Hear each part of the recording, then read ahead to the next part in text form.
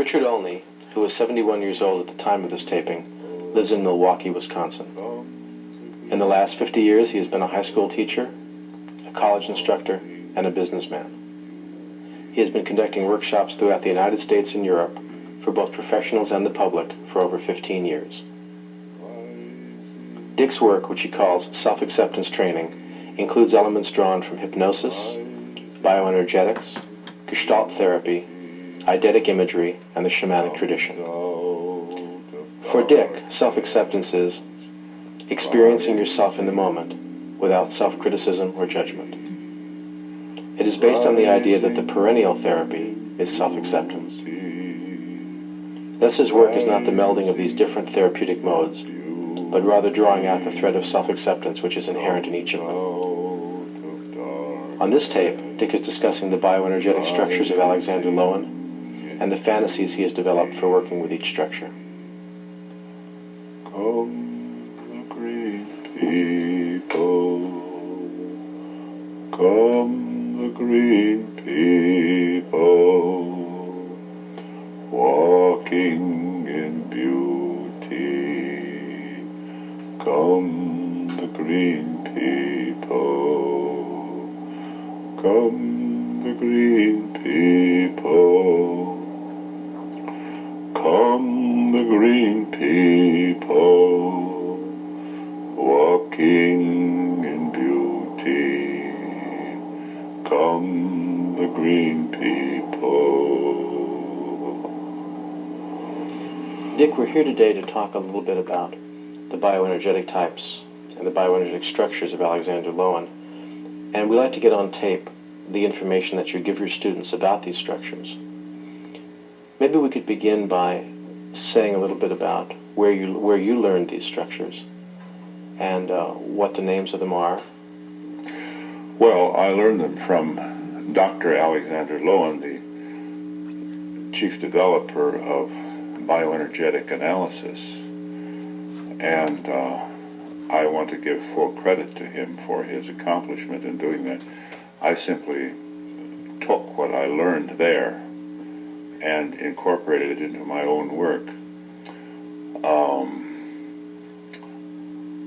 I used 5 structures that he said were basic and that he called the schizoid, the oral, the psychopathic, the masochistic, and the rigid.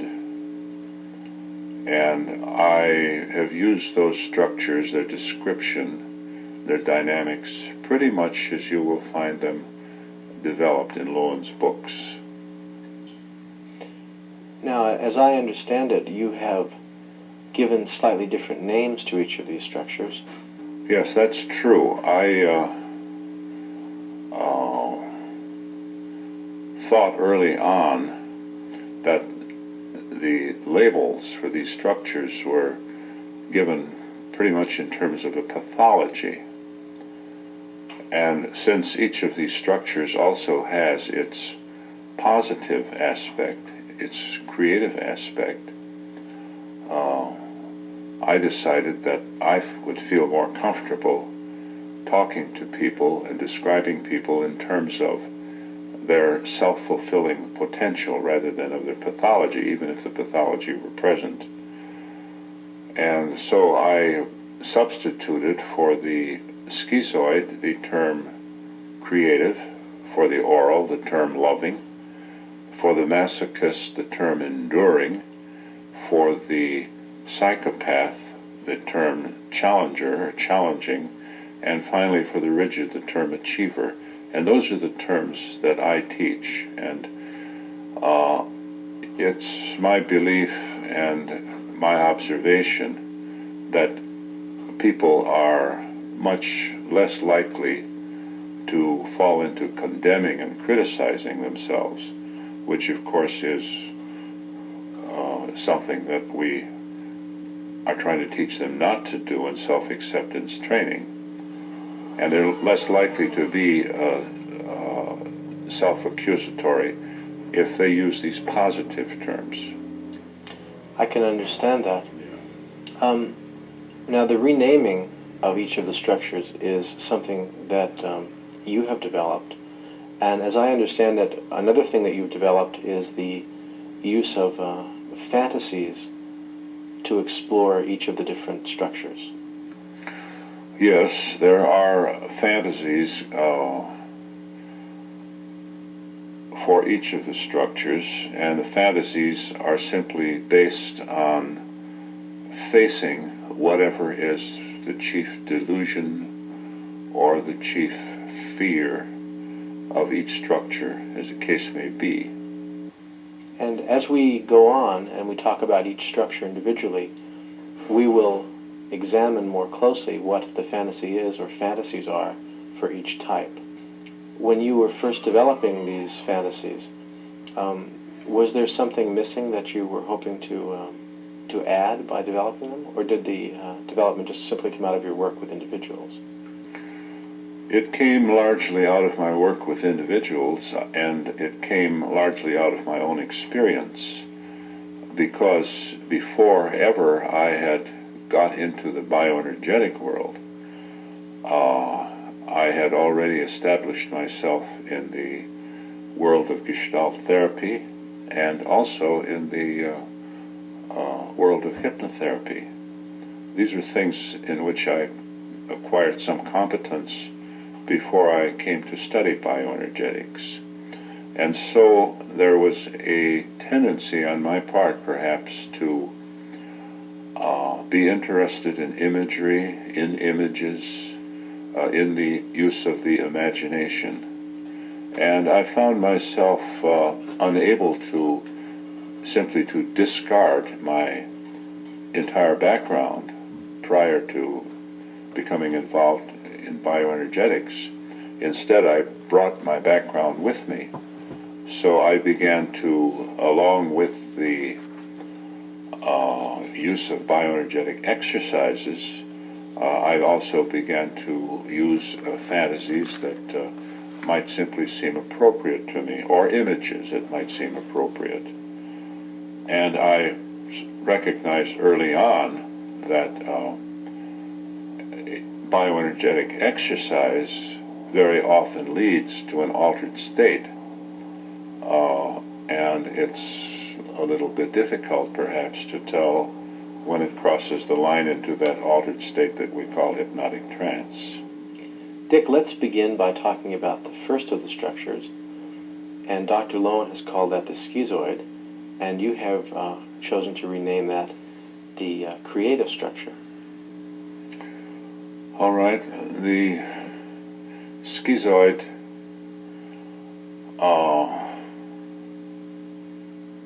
basically is a structure that's ungrounded,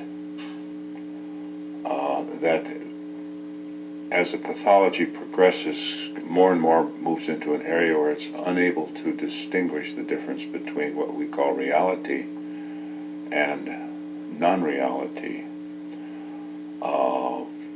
culminating ultimately in the condition that we call schizophrenia. However, that same structure possesses, if it remains grounded, the capacity to achieve things creatively, things that require enormous flights of imagination or the ability to work with and come through in a creative sense through altered states. So you might also have a person who is a very spiritual person, developing out of what we used to call the schizoid structure.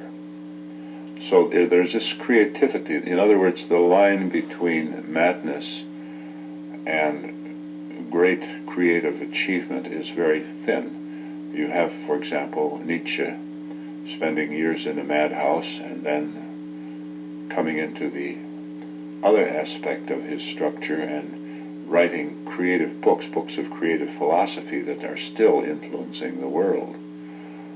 It takes a person who would perhaps be capable of becoming mad to be able to write something like Hamlet.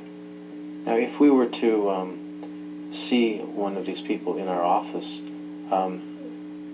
even though, as I understand it, you think that every person has the capacity for every structure, what would be the physical characteristics that might mark someone who predominantly had this structure? The thing that I observe most readily, that I look for, the quality of the eyes. The creative eyes, or the schizoid eyes, tend to be rather vacant. You don't feel a sense of contact when you look into them. You feel as if nobody's home, somebody's out to lunch. The structure itself tends to be poorly coordinated. Very often the feet are very highly arched. There's a tension distributed through all the joints of the body in such a way so that the body seems to be held together with baling wire rather than a single coordinated unified whole. So there's a lot of tension at the joints. Oh yes, yes. And one thing that I want to stress is that, as you mentioned, I believe that we are all made up of all 5 of these structures. I think it would be most unusual to find someone who was purely one or the other. It's true that what you work with in this area is whatever structure is uppermost for you at the time. And at a later time, some other structure may become uppermost. And then, of course, it's important that you not be tied in with an ego investment in being proved absolutely correct, so that you recognize what now is appearing, what you hadn't seen before, and deal with that. So rather than saying that someone is a schizoid or is a creative structure, you might say that someone is displaying elements of the creative structure. That's what I would say. I feel much more comfortable putting it in that way, because I believe that we are, each of us is a process rather than a fixed object like a chair or an automobile, which is capable of movement, but which is yet a piece of fixed equipment of machinery. I think that a living organism is more like a river that's running where the water is constantly changing, or more like a cloud of mist or smoke that's rising and constantly swirling, so that you can capture its image at a given moment through a photograph, but in actuality you can never fix it. So I do believe that we're constantly changing, even from moment to moment. That's a given in my thinking. So that even within a particular session, a person might begin to display different aspects of a different structure. That's possible. It's certainly not usual, but it's possible. But the watchword here would be to be flexible and not to tie yourself to a decision you made about a person. That's right. To be not ego invested. Not ego invested in being right. Not ego invested in being accurate. Simply being ready to use and to work with whatever appears. Now, something that seems aligned to this is the idea that you can't judge a person necessarily by how they look, although there may be physical aspects associated with each type. But you have to rather base your decision on how they behave or how they seem to you. For me, that's very true. I use the physical presentation simply as a platform for getting something started. it's always tentative. I'm always ready to change that.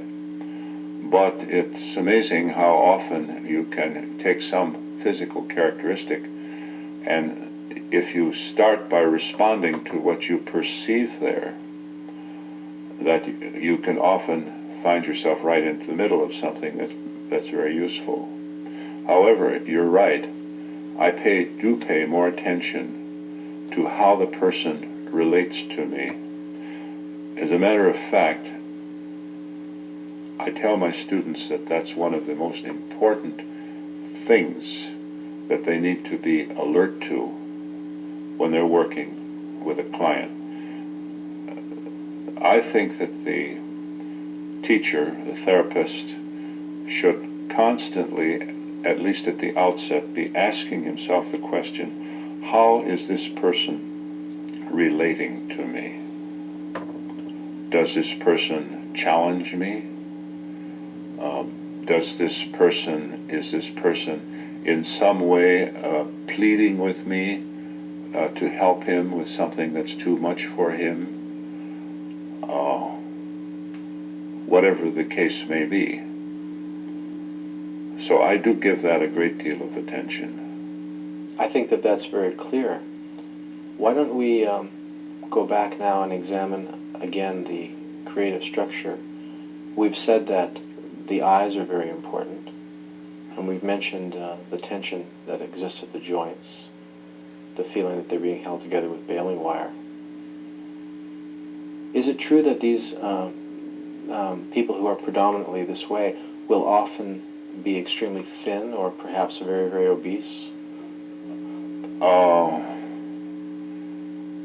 They often are very thin with a kind of stringy quality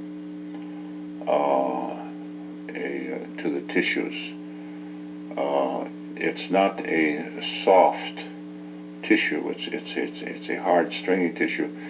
That is often, that kind of tension is often covered by a great deal of excess weight. And of course people theorize, they say, well, they need this weight in order to keep them from drifting away, keep them grounded. This gives them some kind of solidity that they wouldn't otherwise experience.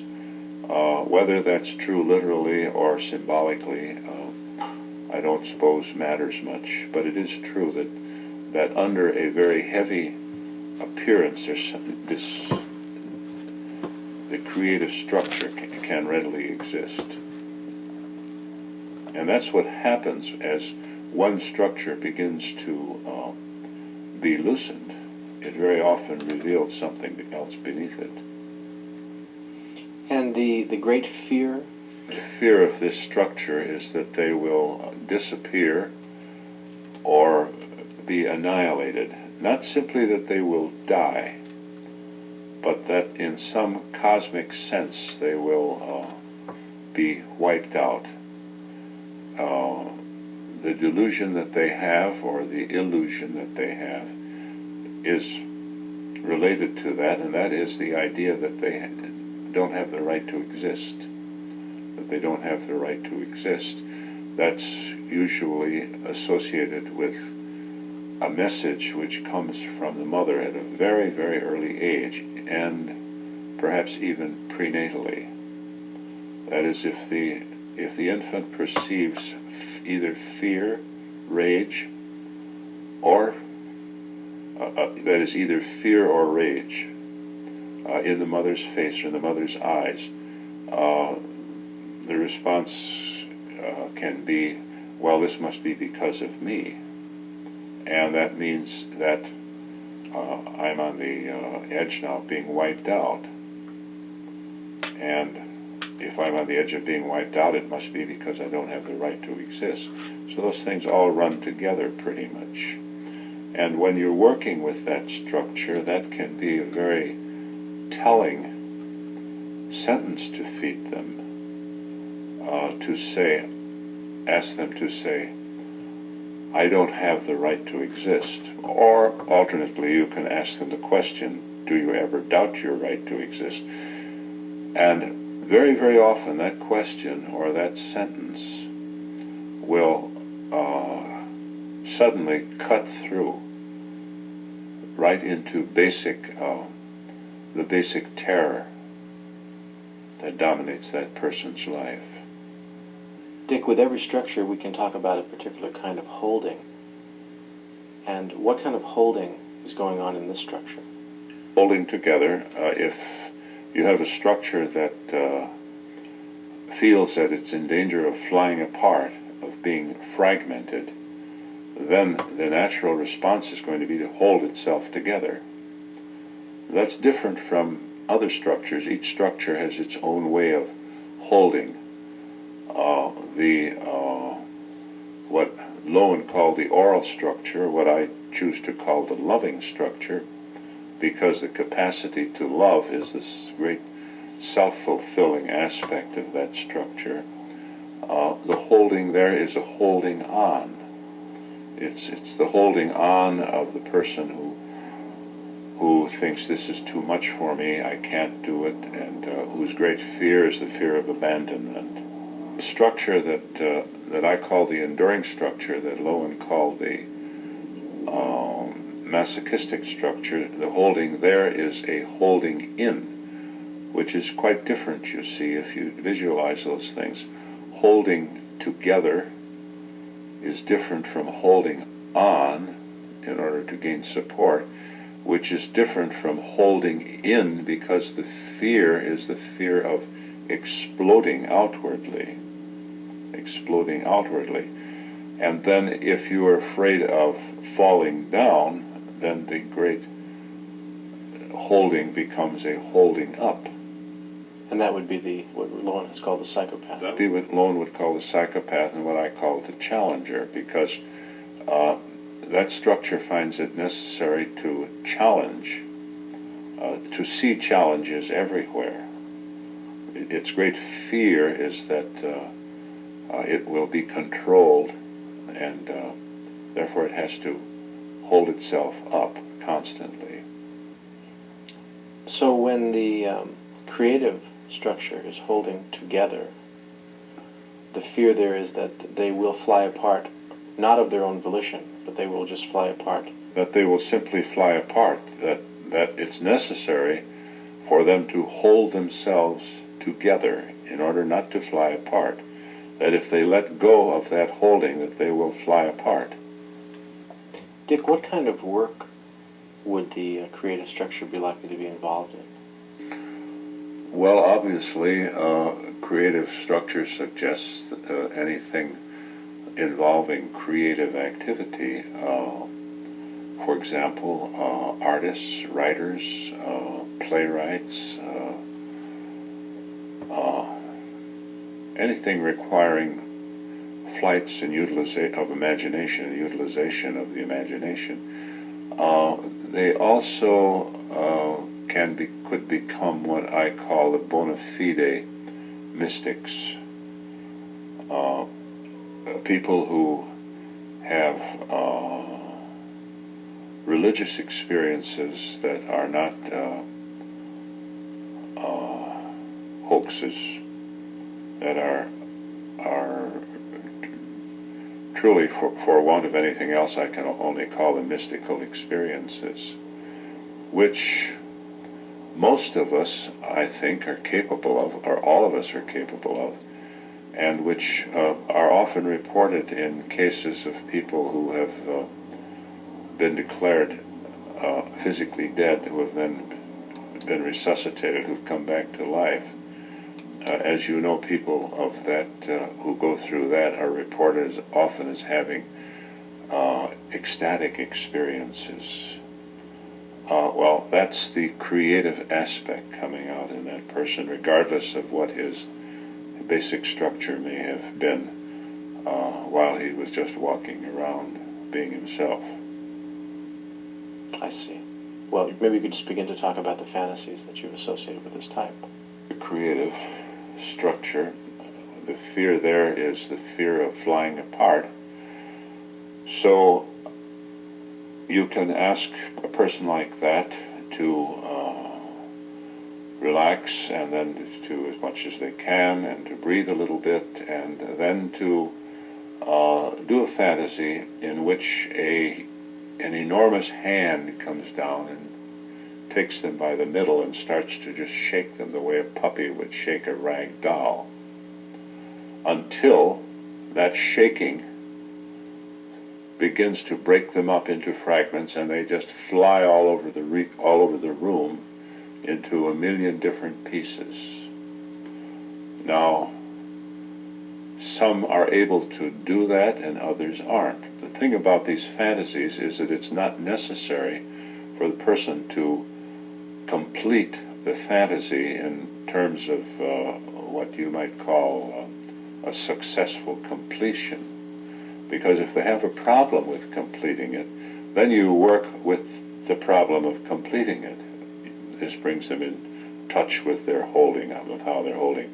However, if they are able to allow themselves to be fragmented in that way, they go into a state of great calm. You would expect them to be all upset at that point, but the very opposite is true. Invariably, if they allow that to happen, because in allowing it to happen, they have accepted themselves. Remember, by acceptance, I mean experiencing myself as I am without criticism or judgment. So in allowing themselves to accept themselves in that way, to experience themselves in that way, they come to a state where they feel alive and real.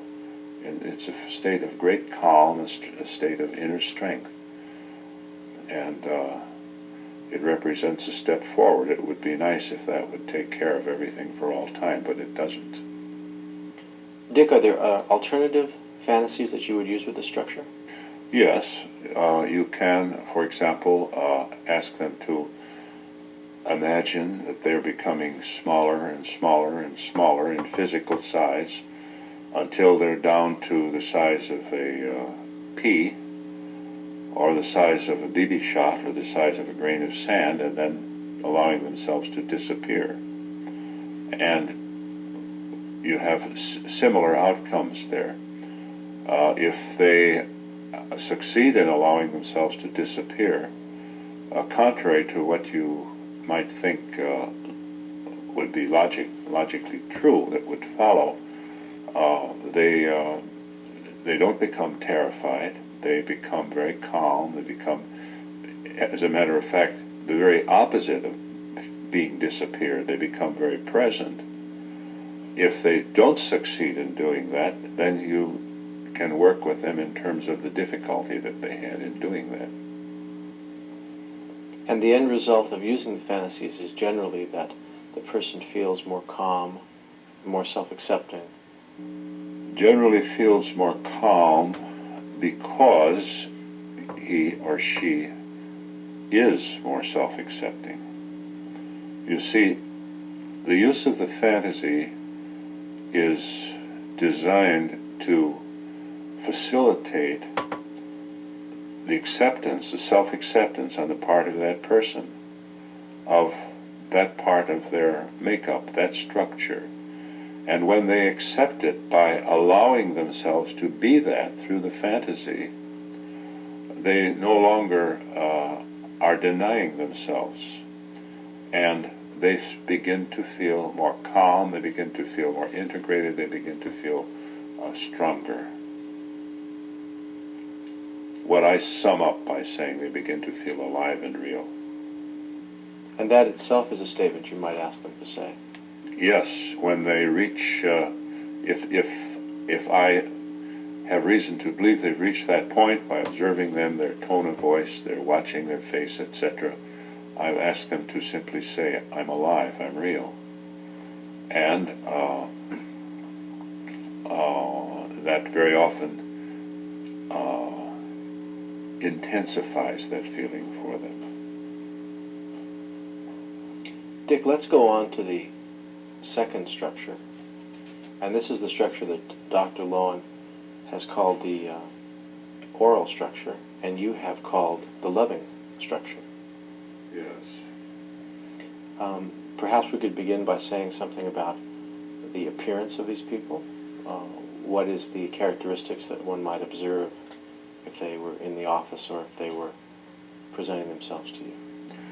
Well, again, I begin to notice primarily, or initially, the eyes. And the loving eyes are very warm and loving. They're very different from the eyes, the creative eyes. They're not vacant at all. They're very much as a person there. The person is, but the eyes are very warm and very loving. This structure, well, and physically, they sometimes are very tall, and other times they may be childlike. Their feet, for example, often have the appearance of baby feet.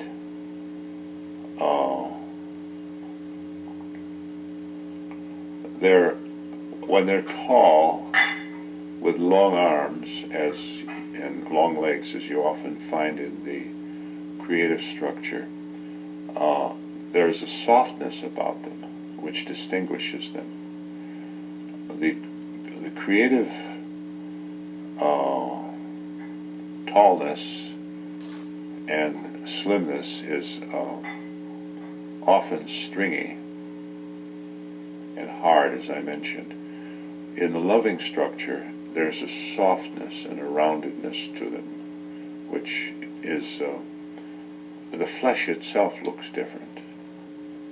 And this structure might also be small and short and round also. It might be. In other words,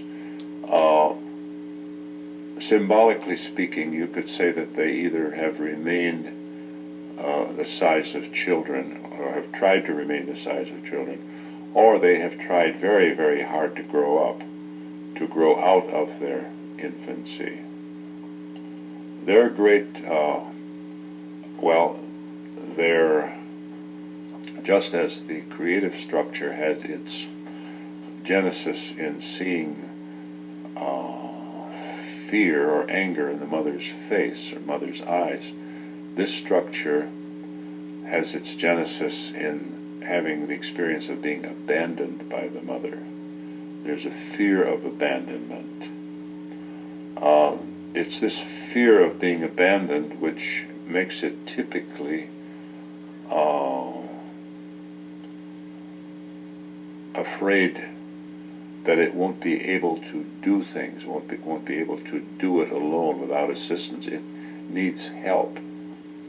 And so this, the fear of abandonment leads perhaps to the holding on? The fear of abandonment leads to the holding on. If I'm afraid that you're going to abandon me, my response is likely, my reaction is likely to be to hold on, to keep that, to prevent that from happening. Now this structure, we have a fantasy there based on its primary fear, the fear of abandonment. You ask a person of this structure to imagine himself as a child. Mother has him by the hand, leads him into the wilderness, and abandons him. And you tell him that the only thing that can't happen as you work this fantasy out is that the mother will return. That's a given. The mother cannot return. Because if you don't do that, some of these people will simply say, well, I know my mother won't really leave me, so I'll just sit here and wait for her to come back. But so you have to set that limitation on it. And again, some of them win through to all kinds of adventures. Some of them are possible of just sitting and crying. If they come through to a place where they feel strong and alive and real, that's fine. If they don't, you work with their difficulty in working through to that. I understand. Now, you also have a different fantasy for the loving type. Yes, the bottomless pit. Because this structure in terms of its pathology, becomes a bottomless pit. It can't receive enough love, enough strokes, enough support, and the more it gets, the more it craves, the more it wants. So you simply ask a person of this kind to imagine that he or she is a pit, a big pit that has no bottom to it, that goes right through to the other side of the world, and that people are coming up and bestowing all kinds of support and love and favor and strokes, and it all makes no difference at all. If they're able to do this, they're able to get in touch with their process. And from getting in touch with it, from accepting themselves, they develop again that sense of peacefulness that you described earlier. They develop the sense of peacefulness, the anxiety that goes with that fear of being abandoned, or of not getting enough love, suddenly goes away.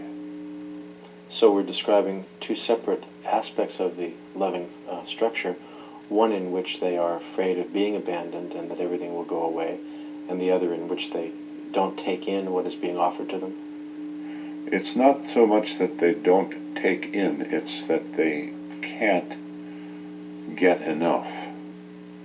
Dick, what would be good occupations or likely occupations in which you might find the loving structure? Well, a parent, a mother, because their great positive capacity is the capacity to love. They have the loving eyes. Their great loss is the loss of that ability to love. It's they tend to experience their loss as the loss of being loved, that is, of being abandoned, which means that they're not loved. But the real difficulty with that is the effect of it. It makes them suppress their own capacity to give love, to experience love.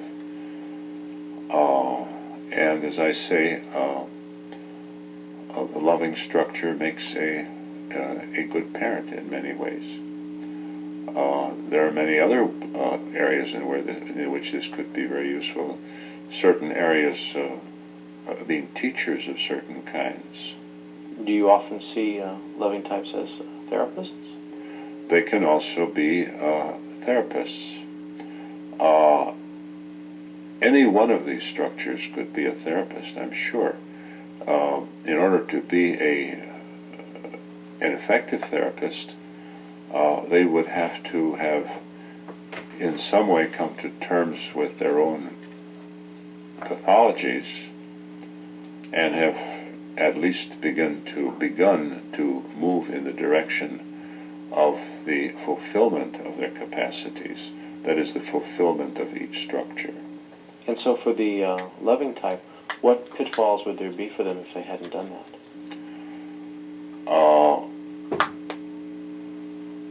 Actually, there are two pitfalls. One would be that they would use their clients as a source of support and love for themselves. And actually, they would, in a sense, be cannibalizing their own clients. They would look to the clients to give them the support that they experienced as being not present when they were growing up. On the other hand, they might become over-supportive themselves. They might become over-supportive themselves and give love in a sense, give support in a sense, in ways that would actually be detrimental to the client. Dick, let's go on to the third structure. And Dr. Lowen has called this the masochistic structure, and you have renamed this the endurer. Yes, I named it that because that's the essence of its great positive quality. There's a lot to be said for anyone who can endure in a worthy cause. The problem, of course, is enduring in a cause that's not worth enduring, then a person simply is a sufferer. And this gives the appearance of a person who takes some pleasure in suffering, which is what is usually understood by the term masochistic. Of course, suffering, just for the sake of suffering, can wreck a person's life, his life and his relationships. But to be able to endure in a good cause is an enormous positive trait to have. And so I chose to look at this structure in terms of its positive potential. And so enduring in this sense has some relationship to being patient. Yes, definitely. It relates to being patient. The hunter who goes out into really bad weather and hides in a blind or something in a pit, something of that kind, waiting for game, has to be patient, and he can't be patient unless he's capable of enduring. Now, in discussing the other structures, we've mentioned the eyes as being one of the key things for you. What do you see in the eyes of this structure? The eyes of the enduring structure are often warm, but they are pleading. They're pleading eyes. Please don't hurt me. Please don't humiliate me. There often is in the genesis of this structure, there often is a background of having been humiliated, having experienced a great deal of humiliation as a child. And the outcome of it, of course, is a submerged rage. If I'm humiliated a great deal, of course I'm going to be very resentful. And this submerged rage, stemming to a large extent from having been humiliated, is what causes this structure's form of withholding, of holding, which is a holding in. A holding in. It's a holding in because of the fear of the outward explosion if that rage comes to the fore, comes out, you see. And would we see this holding in as reflected in the physical body? The structure is often appears rather compressed. It appears compressed. The shoulders will be rounded but quite massive. The torso is often massive. There often is almost no neck at all. If you think of what a person would look like if the weight were put on his head so that he were compressed by X number of inches, you'd have the general picture of that. There's a massiveness about it. What we might call a kind of implosion, where things are being pulled toward the center? It's an implosion as opposed to an explosion. That's exactly right.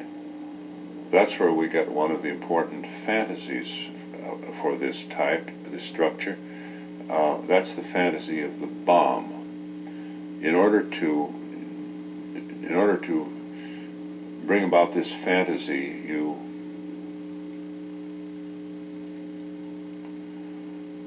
in using this fantasy, you ask the person to close his or her eyes and extend their hand.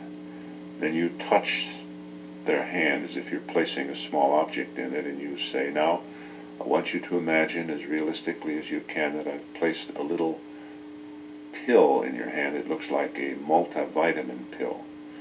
But as you examine it, you realize it's not a vitamin pill. It's actually a very high explosive bomb. It's a mini bomb. If it were to go off, it would wreck this room. Now reach over and adjust the setting to 10. Now take the bomb that has been set and place it in your mouth and hold it there. As long as you hold it there, nothing will happen. But when you have swallowed it, silently count your breaths, and as you exhale the 10th breath, the bomb will explode and simply tear you apart. You see, in a sense, that's what that person is afraid of doing. It will happen with his rage. People do that. Occasionally someone will say, oh, I'm not going to let myself be blown apart. And then, of course, you can, as with any of the other fantasies, say, are you able to tell the difference between reality and fantasy? This is only a fantasy, you know. And so they'll usually go along with that. In some instances, and if you watch the person carefully and closely and count the breath as they're breathing, which may be a little hard to do because sometimes they'll breathe very, very slowly, so the movement is hardly perceptible. Very often when they reach 10th, there will be a little start, a little ideomotor signal, a little movement. If that happens, you know that the bomb has gone off. Often, however, you won't have such a signal. You can only ask them, well, did the bomb explode for you? Sometimes they'll say yes, sometimes they'll say no. Regardless of what they say, the next question is, well, how are you feeling now?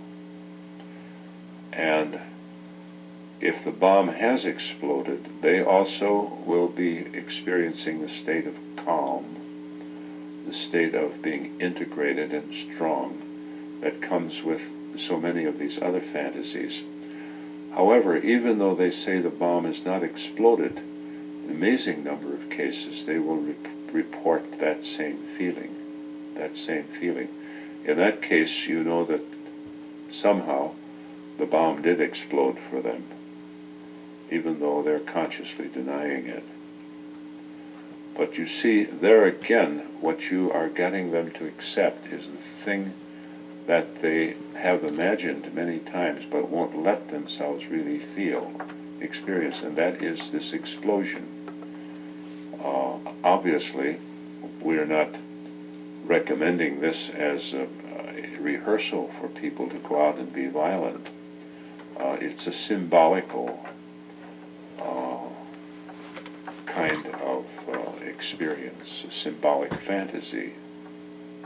And so this brings them, as you said, face to face with the great fear. Explosion, yes. And that explosion, that fear of explosion, stems from the fact that they have swallowed a great deal of resentment, a great deal of anger, and which they swallow because they are afraid of their own anger. They are simply afraid of it. Now, Dick, there are some other fantasies that you also use with this structure. One of them I'm thinking of, you call the bog. Yes. That's one of the first fantasies that I developed.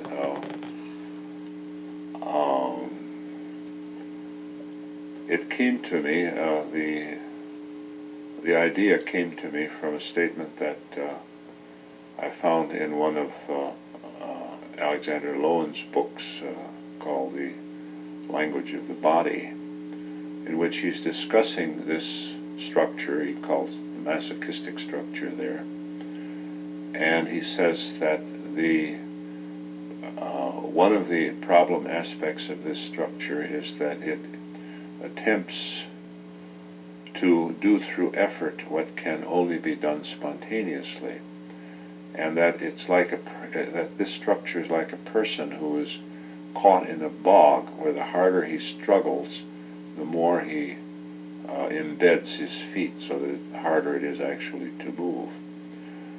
And so I developed this fantasy of the bog. In this, you suggest to the person that he's walking down a country road after he's visited a little village, and he sees a very green field with a fence around it. And it's so green that he decides to walk out into the middle of it. Well, he walks out into the middle of the field, and he discovers the reasons it's so green is because it's so wet. He's up to his ankles in water. and he starts to walk back and finds that his foot is stuck. And he tries to pull the foot out, and instead of releasing that foot, the foot remains stuck and the other leg is pushed down further. At this point, he realizes that he has walked into what the villagers had called the bog, where animals and even people who've wandered into it have disappeared. And so then you very graphically describe to him how he struggles, and as he struggles, pushing one foot and then the other foot deeper down into the bog until he's up to his knees, his hips, his waist, his armpits, his chin, and his nose and his eyes, and finally he has disappeared. And the instruction for the fantasy then is that anything can happen, but he cannot be rescued by an outside force pulling him up. And he also will be unable to work his way out of the bog by pulling himself up out of it, which is the effort that this structure often makes. Pull himself up, make a big effort. This time I'll really try harder to do it, And you have a successions of trials and failures. Instead, you tell the person that he's got to keep sinking down, down, down through the muck until he feels his feet on solid ground. You see, this is the principle, the bioenergetic principle of grounding, of having your feet on solid ground, which plays a really important part in bioenergetics, as anyone who has studied it knows. That's a very interesting fantasy. You also have a couple more, I think, for this type. One of which is the fantasy of the molten lava. Yes. Let me go back to the bog fantasy for just a moment. After the person has his feet on solid ground, you ask him to wander around down there and report everything he sees. And surprisingly, they wander around as if they were out in a meadow somewhere. Occasionally, some of them say, well, I can't see down here. So then you simply say, well, start to walk around and perhaps things will start to clear up for you. Well, obviously, if they were caught in a true bog, they couldn't walk around either. But they do it, because it is, after all, fantasy. And this is where they discover, because you see, in having given up the tensions and the anxieties of trying to hold themselves up out of the bog or pull themselves up out of the bog with effort, having given in and realizing that they are simply bogged down, they're suddenly free to come to what for them may be totally new viewpoints. This is a beautiful fantasy to watch in action, because it's longer, more prolonged than some of the others, and it's simply fascinating with what they'll discover down there at the bottom of the bog. The other fantasy that you mentioned of the lava flow, that has to do also with the fear of their own anger. In doing this, I ask the person to imagine that he's in a small room. The ceiling and the floor and 3 walls are stone or concrete, and the 4th wall is thick plate glass, 5 or 6 inches deep. And behind that plate glass, he can see a pitching sea of molten lava, red hot, white hot. He can feel the warmth of it. Of course, this symbolizes his rage, his anger, but you don't ask him, you don't state to him, this is your rage, your anger. He simply is there. Now, there's a small door, a hatch in that glass wall. You ask him to open it up, and allow the molten lava to pour out and consume him, which is his great fear. His great fear is that he will be consumed, or that the whole world will be consumed by his own rage if it is liberated. And so you ask him to do just that. And again, once that has happened, if he allows that to happen, he has the sense of integration. He has the feeling of strength, the feeling of calm.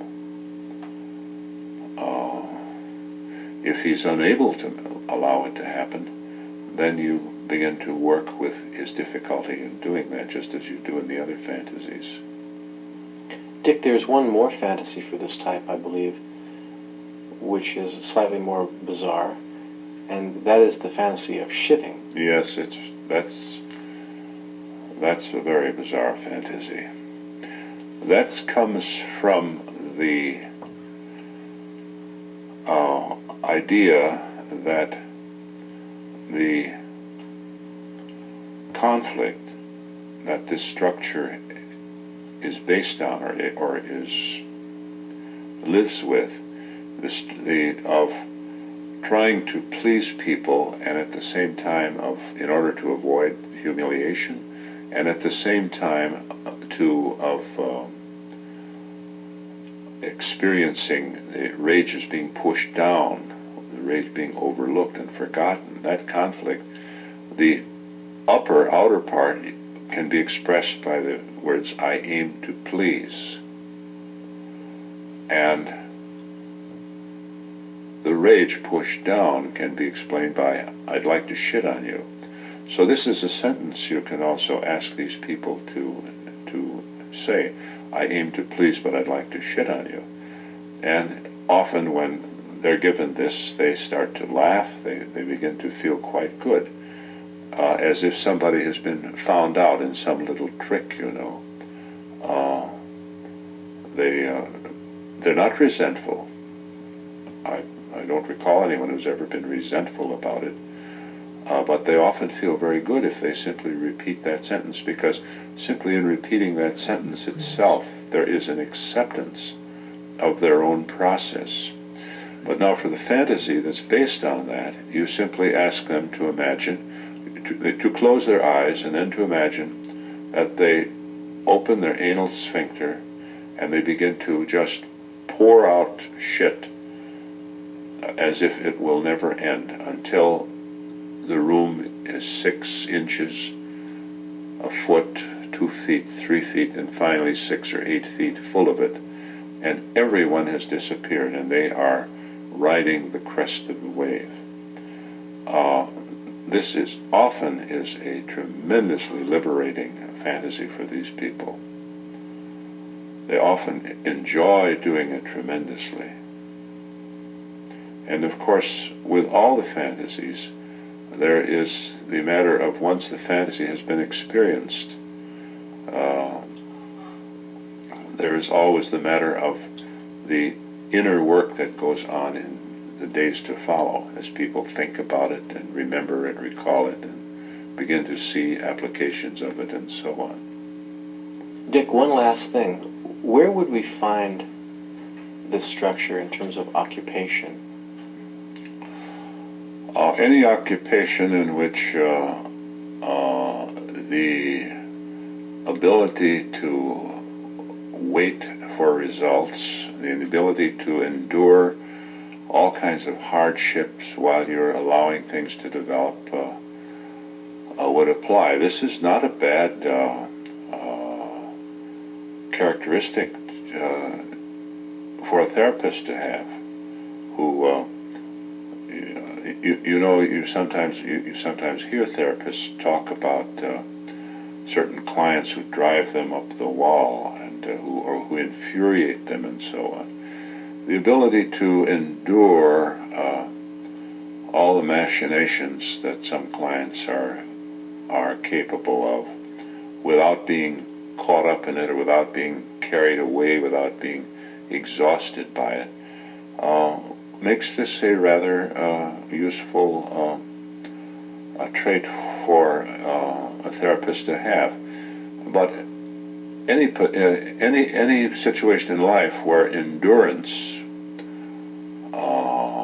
and the patience that comes out of the ability to endure is a plus would apply. I like to tell the story of Winston Churchill at the time of the threatened Nazi invasion of Britain. Now, another person might have thrown up his hands and said, well, let's get the best terms we can get. But not Churchill. Churchill came out with his famous speech about blood, sweat, and tears.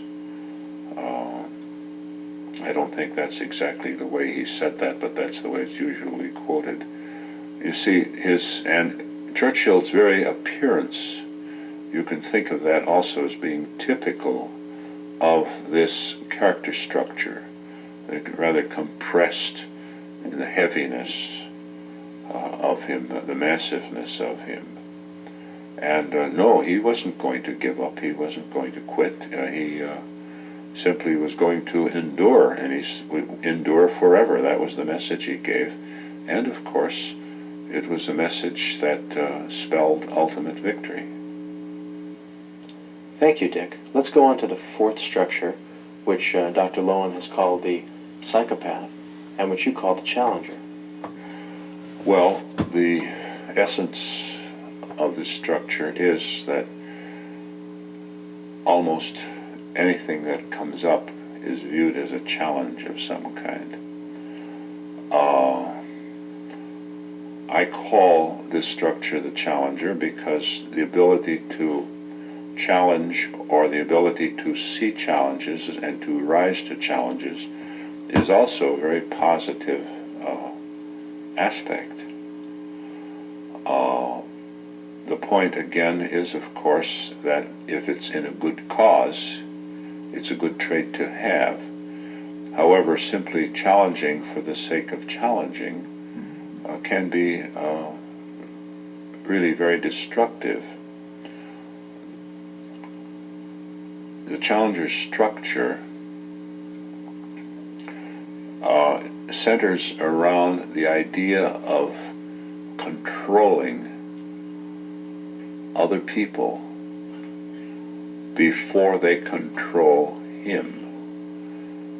That is, there's an idea there, there's a pretend there that everyone is out to control him, and therefore his motto is, I must control you before you control me. We sometimes speak of this structure as being upwardly displaced because physically it resembles a triangle, a long triangle set on its point. The legs and the feet tend to be relatively spindly, the hips very light,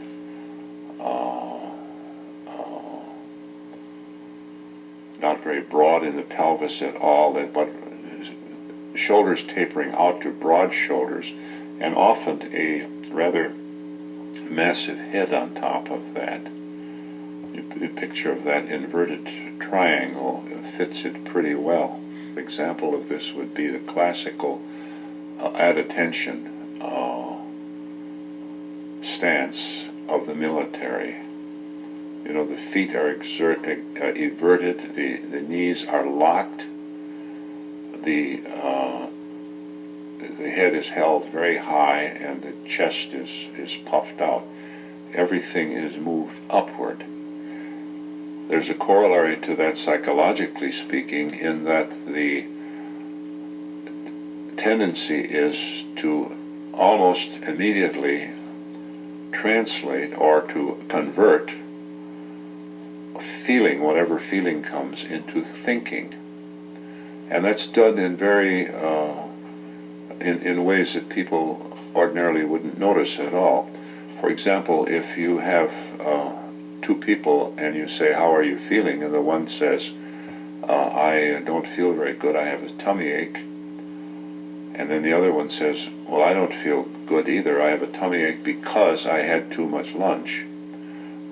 You begin to immediately wonder if the second speaker is a challenger, because of that tendency to turn away from the feeling, the unpleasant feeling, to turn immediately to giving an explanation of it. You see, the last thing said is what usually sets the tone of anything. So you find that these people very quickly, if they express any kind of feeling, not only an emotion but a sensation, they immediately give a reason for it. That focuses the attention from the feeling to the reason. In other words, this displaces them upwards from their guts into their head. Now, we've talked before about the eyes of each structure.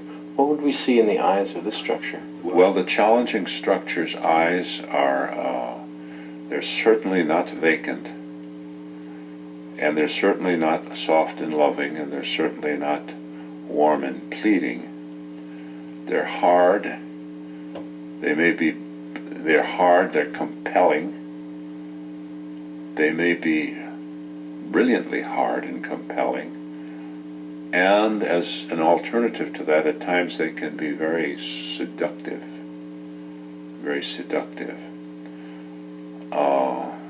This comes from, this is part of their pattern of, which is often common, of alternately bullying and seducing. If the bullying doesn't work, then they will turn to attempting to seducing, not necessarily in sexual terms, simply being seductive in the way of making promises. They'll promise to be good, and they will be very, very good for a while, because both being seductive or being very nice and being very good, or being bullying, can both be means of manipulation in order to achieve control. And the great fear here that they're resisting is what? Their great fear is that they will be controlled, that they'll be controlled.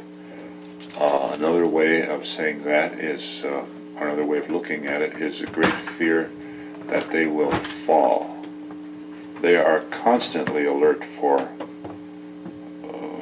they see everything as an attempt to bring about their fall, so they are super alert to challenge in everything. And could we say this in terms of them being forced to submit? Their great fear is the fear of submission. You see, the person who submits becomes a slave of the victor.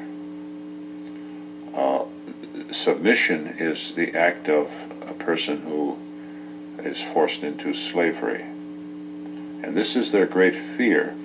Therefore, they view everything as a challenge to force them into submission. And the unhappy part of this is that they view even their own feelings as factors or forces that will attempt to bring them into submission. And so the fantasy that you have here, or fantasies that you have here, would be designed to help the person to experience that fear. To experience that fear, to experience that process. A fantasy that I use, that can be used with either men or women, is that of the warrior who are fighting against enormous odds. And if it happens to be a woman, then you simply make her an Amazon warrior. In this fantasy, you ask the person to imagine himself, herself, as a warrior a few thousand years ago, we'll say in pre-Christian times. and guarding a pass, a mountain pass, where there's only room for 2 or 3 people to come through at a time. And they've got to guard the pass because behind them is their homeland, and in front of them is an army of 100,000 warriors who are equally well equipped, equally strong and skilled. And if this army gets through the pass, then their homeland will be ravished. This symbolizes the importance of the challenge which is there, because to the challenger, every challenge is important. They find it difficult to distinguish. I mean the challenger, pathologically speaking. The challenger who has come to terms with his structure meets challenges that are worthy of being met, and he doesn't take every small encounter as a major challenge. At any rate, the assignment in the fantasy is, the limitation is that no help can come, retreat is not possible, and above all, you can't make a deal with the opponent, and you certainly can't outwit them by causing a landslide, for example, that would block the pass.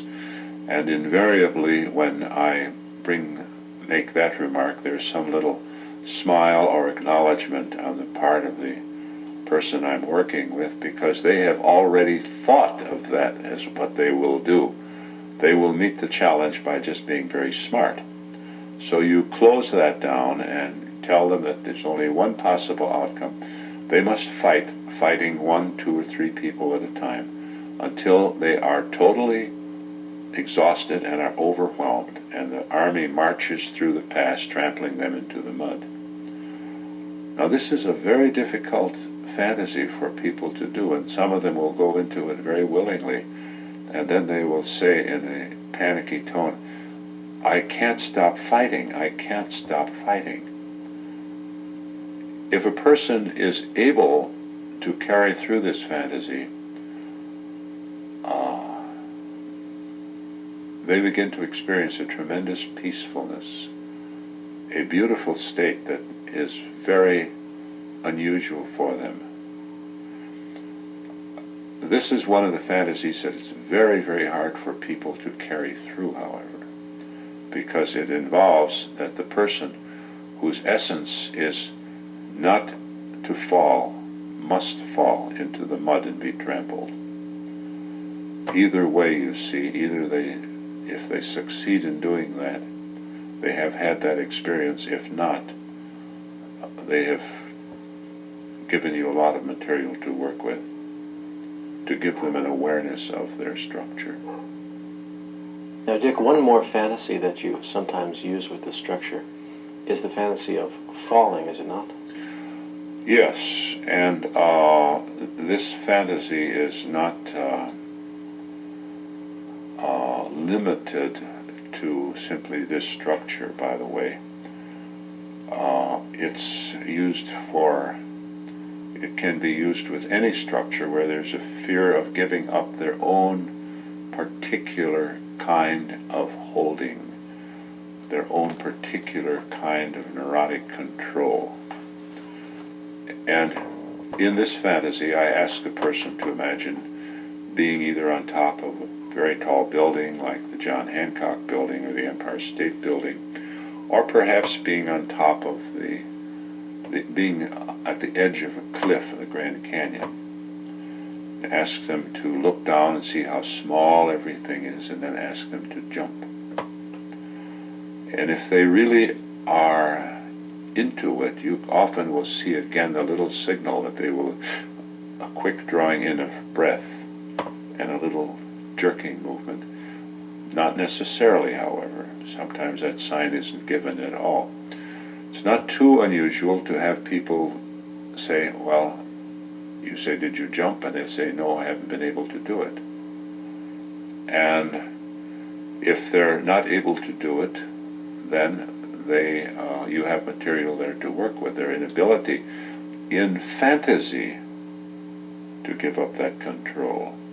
You see, the thing about all of these fantasies are that they are fantasies. Fritz Perls once referred to fantasy as watered-down reality, in which you could have many of the benefits of the real experience without having to pay the penalty because it was watered down.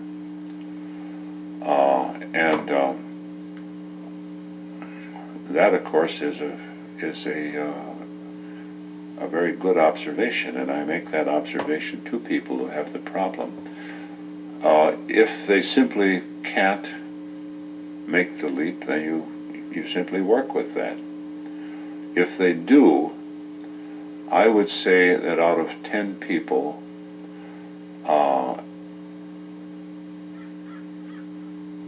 8 of them will find themselves floating. 1 will find himself falling very, very slowly, so that it is simply a floating downward, like a leaf drifting down. And 1 person in 10, or perhaps fewer than that, will actually experience falling all the way to the bottom and going splat at the bottom. What you can look for, though, in almost every case is that they will report with a smile that they are simply floating. And you ask them if it's pleasurable, they say, yes, it is pleasurable. It is pleasurable. And then you can ask them to float wherever they want to float to. Sometimes they float back into childhood experiences or other experiences. There's no telling what will happen. Of the people, the very few people who have ever continued the fall, I've had only 1 or 2 who found themselves falling very slowly and then landing on the ground with no impact. I've had just a very few who have experienced falling all the way and being squashed. However, it's interesting, the few people who had that experience, when I asked them what they were feeling, said that they felt very peaceful. Even though they'd just been squashed? Even though they were just squashed, lying on the rocks or on the sidewalk, flatter than a pancake. Very peaceful feeling, very, very good. Because it's, again, the experience of self-acceptance, of experiencing myself without judging, without criticizing. And that's possible to do in a fantasy which you've presented as being simply a fantasy, not a reality. Would you say a little bit, Dick, about the kinds of occupations that these people sometimes perform? Because they are adept at moving away from feeling into thinking about what's going on or what's causing the feeling. Any occupation that requires that kind of detachment from feeling is one in which they should do well. For example, a surgeon. I certainly wouldn't want a surgeon operating on my brain who would cut me open and then say, oh, this poor man, I feel so sorry for him. I'd rather want one who would be viewing the entire operation as a challenge to him of his skill and the perfection with which he could perform. Lawyers who are in our legal system, which is an adversary system, must be alert to all possible challenges and be ready to take steps against challenges. If I had a lawyer who was to defend me in some way, I would want a lawyer who would be able to coldly evaluate all the facts and all the possibilities.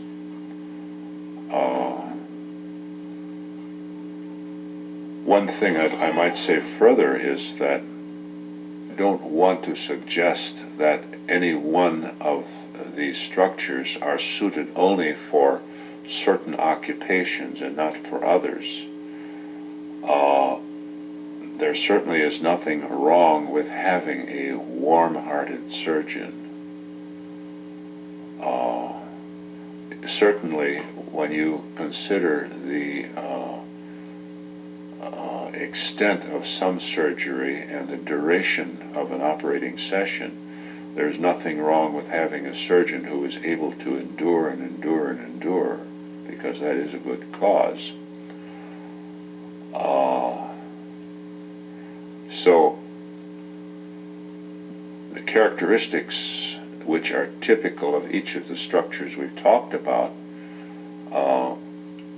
could be useful in almost any occupation. We talk about these occupations as being typical only as a means of characterizing the structure itself, to give a clear picture of it, of how it functions, its dynamics. Dick, let's go on to the last structure, which Dr. Lowen has called the rigid, and which you call the achiever. Could you say a few general comments about this structure? Well, I call the structure the achiever because that is one of the characteristics, of the desirable characteristics that it possesses. Certainly achievement is, I'm not speaking now of achievement at any cost or any price, but certainly achievement, certainly in our culture, is an element that's admirable and desirable. This structure in physical appearance is the one that often appears the most balanced, as if it has no problems whatsoever. And this stems from the nature of its holding pattern, of how it holds its energy. Unlike holding together of the creative, holding on of the oral, holding in, imploding in of the endurer, or the holding up of the challenger, the achiever holds back. He holds back until he becomes convinced that it's safe to come out. Now that's that's an awfully good trait to have, for example, in all kinds of business people, in a broker. Until judgment is satisfied that important detail has been attended to. In its pathological aspect, where the rigidity, the inability to be flexible, is apparent, you see people who are unable to act because they are forever taking care of one more detail. Now, the ability to take care of a detail is a marvelous trait to have, for example, in an accountant. It's absolutely essential if you don't have that. A lawyer, and many other areas, the ability to attend to detail is important. If that is compulsively neurotic, if that exists only for its own sake, then you have a person who ends up unable to take action at all, because he's always checking one more factor.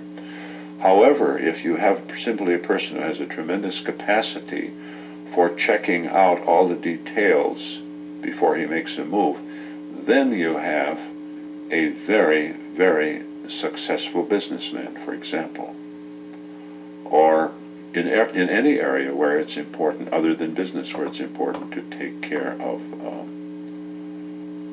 details.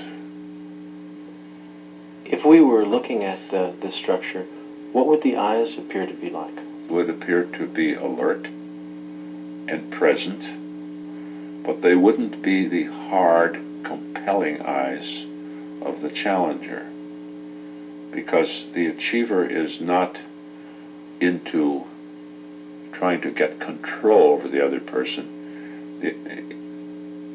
or attempting to manipulate himself into a position of control over another person for the sake of controlling that person. He's simply interested in making everything safe for himself, and that's quite different. So you don't have the hardness and the seductiveness and the threat in the eyes of the achiever. There simply will be present and alert. As I say, this is the structure that tends to appear as if it has no problems at all, at least at times. So, Dick, these people are holding back. What would you say the great fear here is? The great fear is the fear of surrender, which I'd like to contrast this with the fear of the challenger, which is the fear of submission. When I submit, I become the slave of a higher authority. When I surrender, I make a gift of myself. I submit to threat. I surrender to love. So that, again, you see, although there's certain ways there are similarities, there are these important differences. And I might also surrender to my own feelings. To surrender to my own feelings, as opposed to submitting to my own feelings. When I surrender myself, whether it be to another person or to myself, or when I surrender myself to another person, I do surrender to my own feelings. I surrender to my love, whether it be friendship or the love of my child or the love of my spouse, doesn't matter. When I submit, no matter to whom I'm submitting, I am submitting not to my feelings, but to an outside force, an outside authority. And so the challenger experiences his own feelings as outside forces which threaten him. And so we have, again, fantasies. You can offer this person the fantasy of falling, of jumping and falling.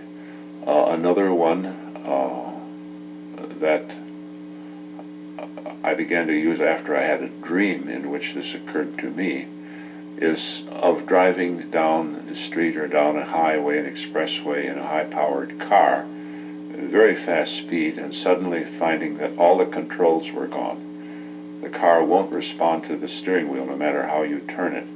So you try to apply the brake and there are no brakes. You pull the emergency brake, there's no emergency brake. You try to put the car into a lower gear and the gears shift evidently doesn't work. So finally you turn off the ignition and that doesn't work either. The car just continues to go along. And there you are hurtling through the countryside in a car over which you have absolutely no control until ultimately, inevitably, it results in a smash. And here again, after the smash is over, when you ask people what they're experiencing, they generally are experiencing great calm, great peacefulness, a great sense of integration. I should also say, however, that when we're looking at the physical characteristics of any of these structures, you often will find mixtures, which in itself should be a word of warning against putting people into boxes and saying they're this or they're that and they will never change.